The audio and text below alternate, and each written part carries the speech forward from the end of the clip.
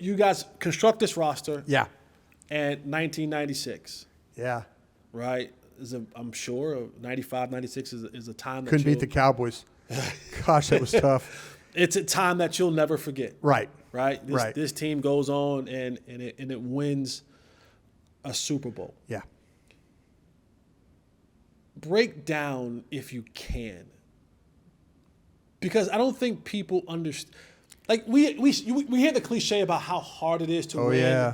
and then to get through a season with so much that happens and injuries and just personnel and it's just so much that happens throughout a season. Right. If you can kind of walk through that season and just saying some of the ups and downs of getting to that final moment where you're hoisting the Lombardi as Super Bowl champions. It's an incredible moment, and you've played on championship teams too, so you understand. But to get to that point, was, and I'll share a personal side to you. I got divorced that year, and I'll never forget my wife at the time, Carol.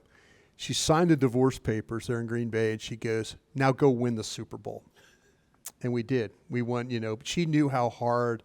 She needed a 9-to-5 guy, and I was a 5-to-9 guy, and that's not her fault. That's just, I was new to the NFL. I was, and it's tough. It's tough. And quick little sidebar on that. Like, I don't think people, and I say this a lot on this show about the sacrifice. Football cost me my marriage. Football, that part did, yeah. I've said this many times from a player's perspective, and you're hearing it from the front office side. Right. The game of football, I always say it's a 100% hurt business, and at times, not only at times, all the time, football takes more than you're willing or you have to give. Right. And that's physically, that's mentally, that's emotionally.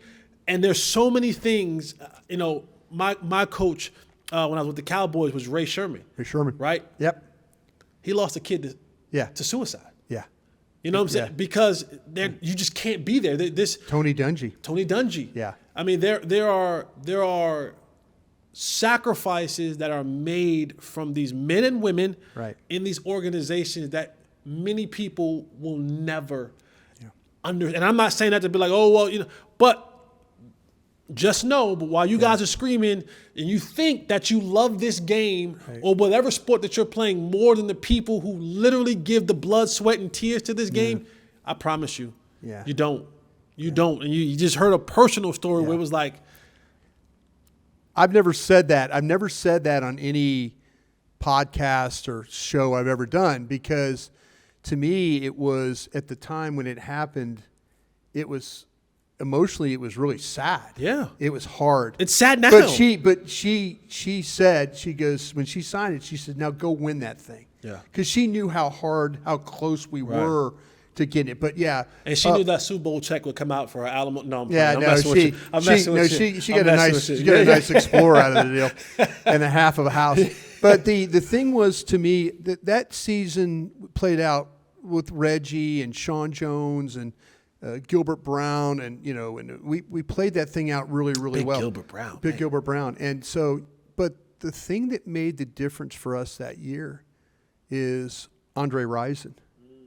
Andre Rison, Cleveland, Jacksonville, he kind of flamed out after Atlanta. He got opportunity, he got some money, he went to these places.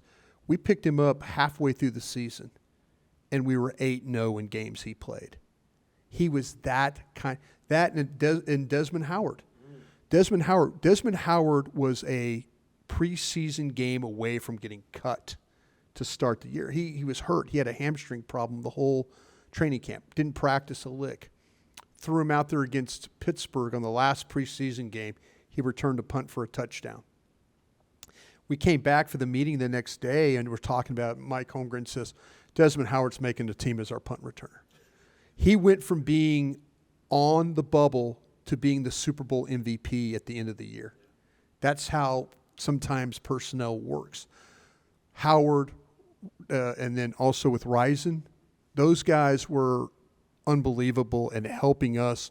And fortunately for us, we couldn't get past the Cowboys. No matter how we played, couldn't get past Dallas. And being from Dallas, that hurt.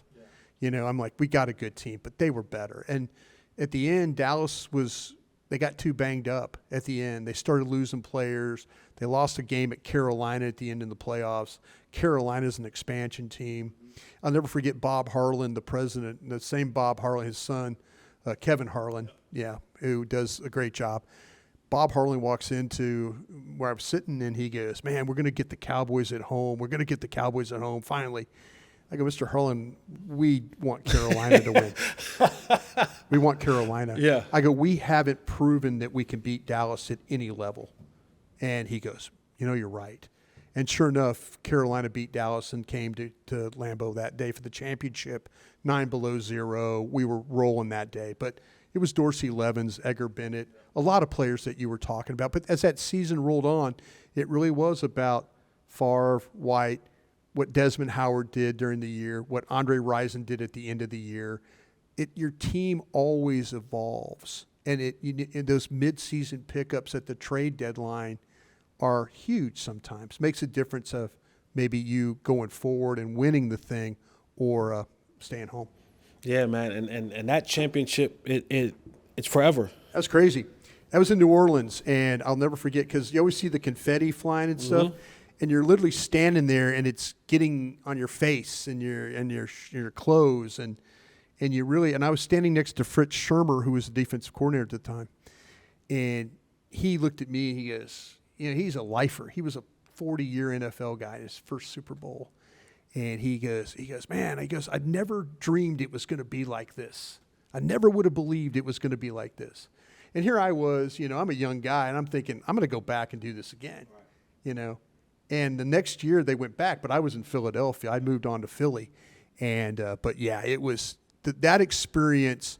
I wish every football fan could experience a run like that. But then the celebration part of it is the best.